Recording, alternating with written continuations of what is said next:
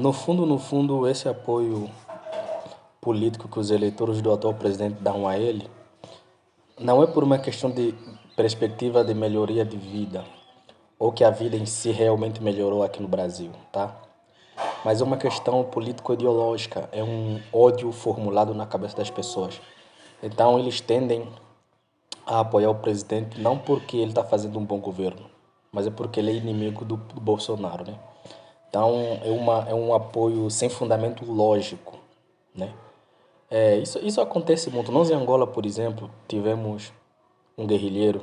Você sabe que Angola é um país que viveu 30 anos de guerra por culpa dos comunistas. Que basicamente o que aconteceu? Quando Angola lutou pela independência, Angola conseguiu se libertar das mãos do colonizador português. E quando Portugal perdeu a guerra, então chegaram a um acordo, eram três movimentos de libertação. Chegou-se a um acordo de que o Portugal cederia a independência para Angola, mas o povo ia fazer uma eleição para, dentre os três movimentos de luta armada, escolher, né, qual dos líderes desse movimento ia ser o presidente da Angola através da eleição. Né? Os comunistas apoderaram-se de um momento em que os outros partidos estavam fazendo alianças estrangeiras e os comunistas apoderaram-se do poder com apoio de Cuba, expulsaram outros movimentos da Angola e unilateralmente os comunistas declararam a independência da Angola com apoio de Cuba e usando a força, né?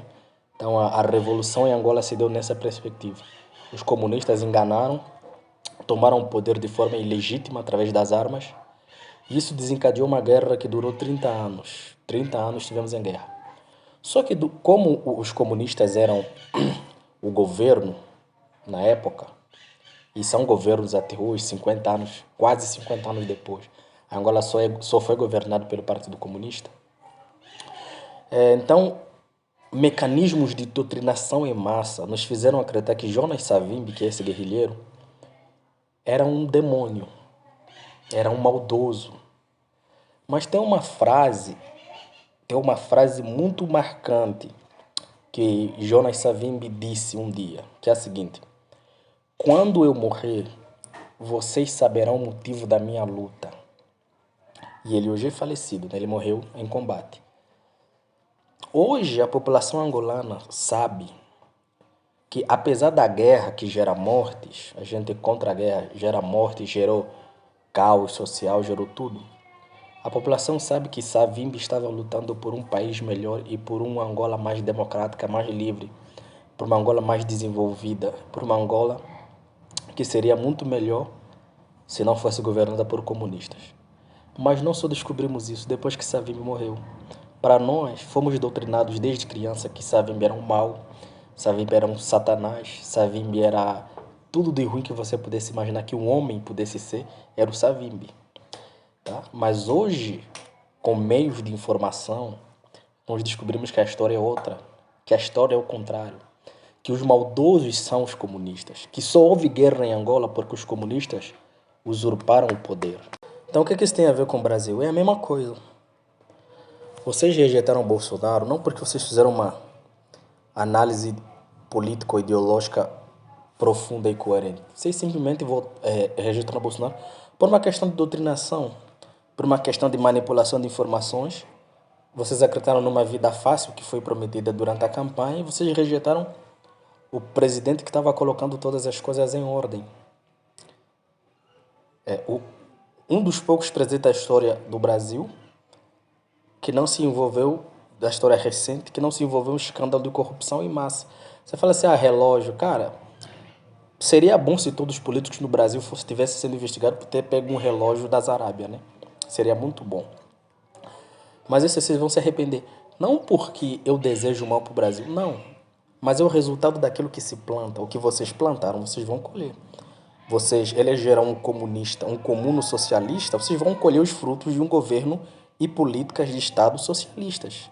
Vocês votaram num cara que defende ditaduras mundo afora, vocês vão colher isso aqui. Vocês vão colher cerceamento de liberdades individuais em algum momento da vossa vida aqui no Brasil. Vocês vão colher prisões arbitrárias, isso vai acontecer. Quando chegar o momento, o ponto em que o socialismo começa a afundar, Porque hoje não tem mais o boom das commodities ou o boom do petróleo. A economia vai sucumbir. Essa gastança vai chegar um momento que a economia não vai suportar. E quando a economia não suportar, porque não tem mais o boom das commodities que houve no primeiro mandato, vocês vão querer sair à rua.